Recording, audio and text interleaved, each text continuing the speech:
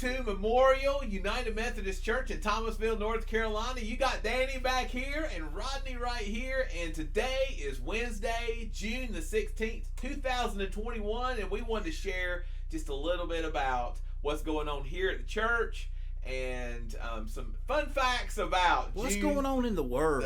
It's a big world out there. It is a big world. There's a lot going on. And if you don't know history, you're more likely to repeat it. We're going to talk about history right now. On June the 16th, way back in 1893, there was a young gentleman named R.W. Ruckheim who invented one of my favorite snacks growing up, Cracker Jacks. Cracker Jacks. I loved Cracker Jacks, and they weren't like cereal where they put the toy in the bottom. Toy was right there on top, and I loved it. But you made a point. They had a prize inside. They had a prize, but and 3 peanuts. Man, what's up with that? Why not need more peanuts? I love the peanuts. That's my favorite part. That was better than the popcorn, but no. Well, take me out to the ball game. That's right. Give me some popcorn and peanuts and together. Cracker Jacks. So anyway, Cracker Jacks were invented today, way back in 1893, and then 1903, Pepsi Cola was invented. So this was a big day for food inventions and everything. So I see a theme here. Yeah. We're hungry. What's going on? So anyway, and it's a taste of the Carolinas. It is. It was New Bern, North Carolina. That's right. They got a soda shop down there. Either that's the place or it commemorates the place. Oh yeah, we've been down there. There's like a little downtown you can walk around. That's right. And stuff. You got that big old house. It used to be the governor's mansion. Yeah, that's right. I have been there. Yeah, that used to be the capital. That's right. Yeah, New Bern. So anyway, yeah, the taste of the Carolinas. Yeah, Pepsi Cola, and then I learned that it got its name from it's got 2 specific flavors in it. One's called Pepsin. And it aids in digestion and everything. And then cola nuts, which is like a caffeine thing that they eat in Africa. I have no idea. Yeah. The Pepsin and Pepsi Cola. So well, anyway. Coca-Cola came from cocaine. So yeah. I think that's been taken out of the recipe by now. A taste of a new generation. Yeah, the 80s. That's right.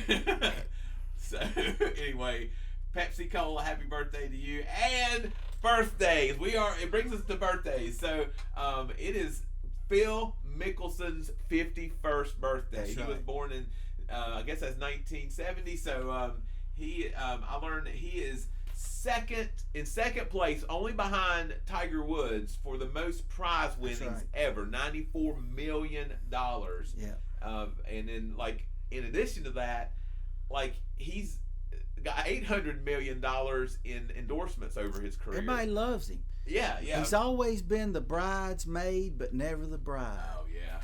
I mean, he just stays around, Yeah, everybody knows his name. And he just won that tournament 2 weeks ago, and he was the oldest. Yes, I heard that. Because usually, I think when they get around 50, they go to the senior PGA Tour. Okay, all right. But he is well loved. He does good things for people, foundations and stuff, and he's just very well respected. I mean, he's just been even keeled the whole time. Just right there at the top of his game. He's just such a good guy, Phil Mickelson. I didn't know he was second in winnings. I read that somewhere, and that's amazing. And I learned also that his nickname was Lefty. And he got that because he does everything right-handed, writes and plays other sports. But in golf, he plays left-handed. Which is ridiculous, but it works for him. So he's a good guy. They put those microphones on him sometime, and he's carrying on. That would be bad. He's cutting up and carrying on with people. So he's very hanging around. So Phil Lefty Mickelson, happy birthday to you today. So we celebrate that. And then it is also Stan Laurel's birthday, and he is the duo partner of Laurel and Hardy. That's right. That is. Now, which one was Stan Laurel? Was he the pudgy one or the tall, skinny one? No, I understand that he was the skinny one. I couldn't remember. And then Hardy was the bigger guy, the pudgy one. So anyway, but we celebrate. They were funny. It's like that old school humor and slapstick. Slapstick. Clean. Yeah. It's nothing dirty about it. But anyway, they were They funny. do Who's on First? Is that who did that? Who did that? No, that's Abbott and Costello. Oh yeah, Abbott and Costello. We talked about them last summer. Yeah, that's right. So, yeah, but anyway, I can't remember what their big shtick was, but anyway, happy birthday to Stan Laurel today. And then this was interesting. It's an anniversary for Charlie Chaplin and his bride Una O'Neill. So they were married in 1943. But he was 54 and she was how old? 18 years old. No joke. My gosh. From a comedian, that's no joke. Yeah. Yeah. 43. Yeah, that's when they got married. 1943. It's a big age difference, but so I mean, she's only like 56 now. Yeah. I don't know, but it's like So anyway, they So happy anniversary, Charlie Chaplin, to those guys. And then you were shared with me Brian Piccolo's story. Yeah. He is he died on this date. 1970. And way back in 1970, he was a Chicago Bears football player. But then you were telling me that he went to Wake Forest undergrad. Okay, right. He was a running back, and he got drafted and went to Chicago.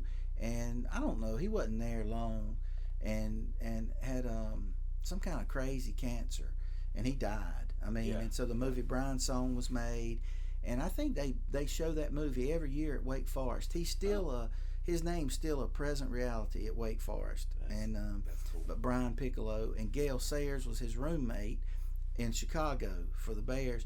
Gale Sayers wrote a book, and it was basically about his relationship with Brian Piccolo. And I read that as a young guy. I mean, probably high school. I think it was high school. So that's why I pay attention to old Brian Piccolo. And you also said that run that they do where they eat the dozen donuts is still related doing to it. that. Yeah, that's a fundraiser for this Brian Piccolo. Yeah, you have to run so far. You have to run, and you have to eat donuts and run and eat donuts. And I think by the end of the 5K or something, you've eaten a dozen donuts. Oh my gosh! While you're running. Can you just skip the run part and just eat the donuts? That's Winston's a home of Krispy Kreme. That's right. So anyway, and I don't know if you said this.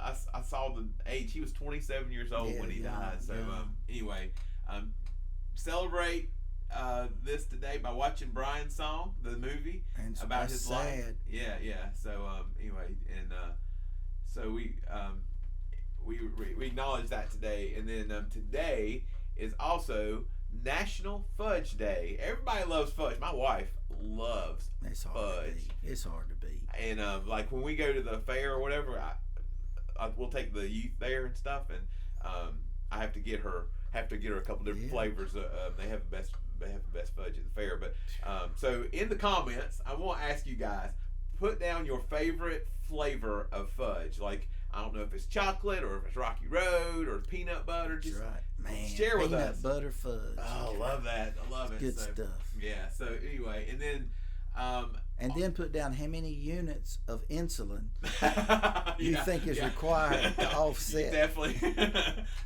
It's nothing but sugar. Just sugar and mixed in with some flavor. But it's so good. It'll melt in your mouth. And then today, I learned this. I thought this was kind of good.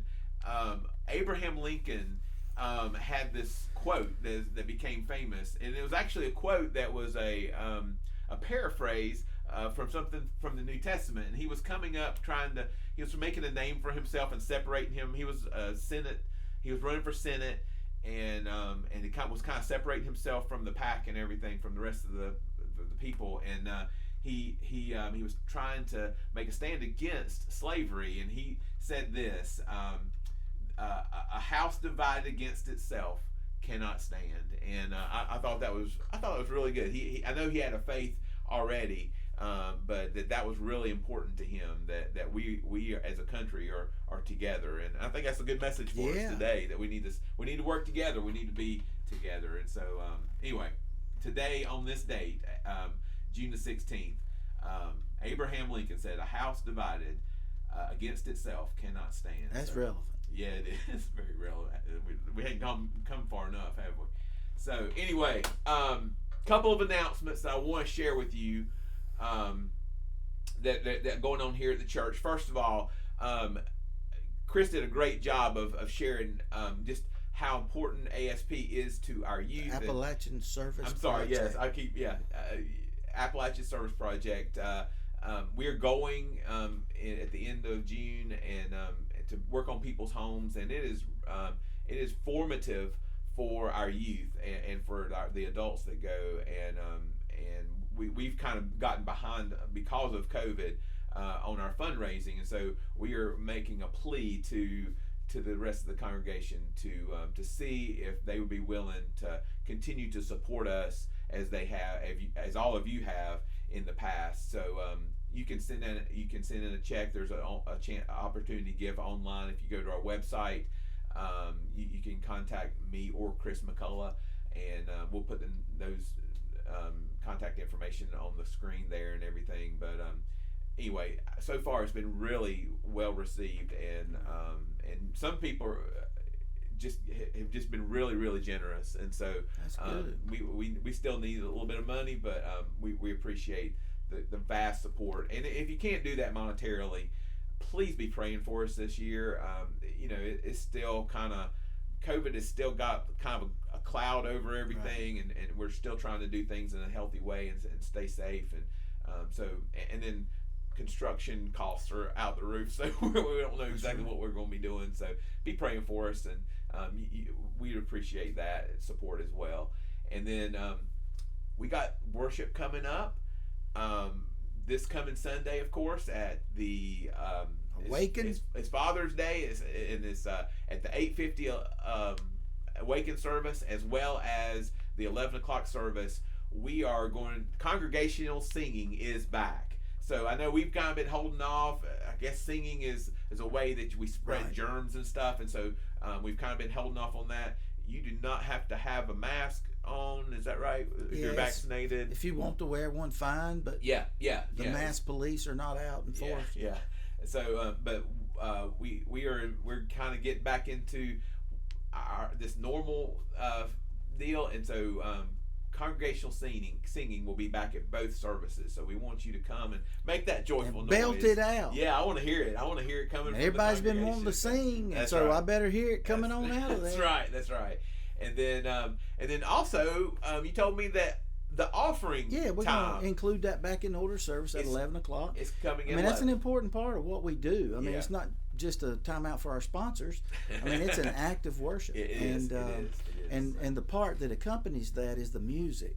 Yes. Because, you have an offertory that you get to hear, and then we sing a following response to it. And so now at the Awaken service, the 8:50 service, you can still...